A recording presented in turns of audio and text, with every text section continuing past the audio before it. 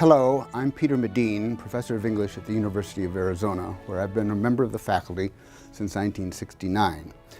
This summer, in August, I shall be offering a seminar of 5 meetings in Jane Austen. We shall read Sense and Sensibility, Pride and Prejudice, and Emma. At the end of his life, Faulkner commented on his own fiction, and he said that he found in it an inexhaustible source of inspiration. As long as he lived, he said, he could never exhaust it. He found in it a gold mine of other people.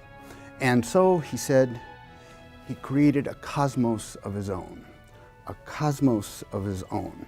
In our seminar, we shall consider the cosmos of Jane Austen. That is to say, we shall consider the fictional world that her novels present. In this consideration, we shall find, of course, as we would expect, the remarkable representation of social conventions, of manners of Regency England. We shall find the altogether remarkable plumbing of the emotional and the intellectual lives of the principal's characters. But we shall also find very serious critique, very serious criticism of social, economic, and political issues. That critique, I believe, stems from Austen's fundamental and quite profound philosophical skepticism.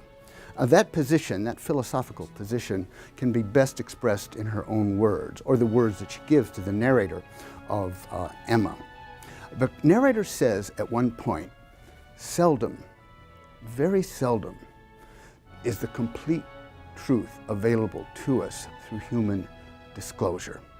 Seldom does it happen that not something, a little something is disguised, a little something is misleading.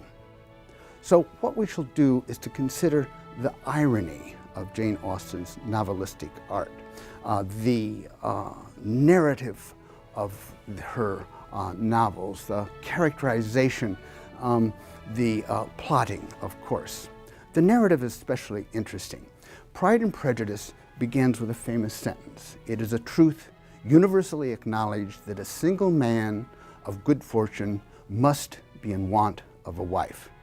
The plain implication here, of course, is that it is not a single man, but it is a single woman who is in want of a rich husband. It is well to remember that what is at stake in Jane Austen is survival. Economic survival, social survival, even political survival. For all the surface polish, for all the art, there is a savagery that exists in Jane Austen's art in her novels.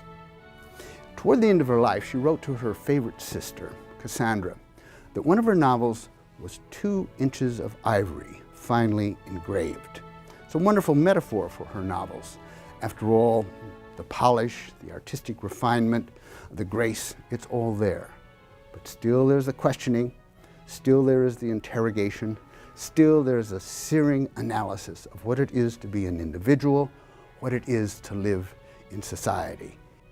So if you have an interest in Jane Austen, if you think you would like to pursue an inquiry of her novels in this fashion, consider joining the seminar. I'm not in complete possession of the truth, but I can say this: reading Jane Austen is a wonderful way to spend a Tucson August.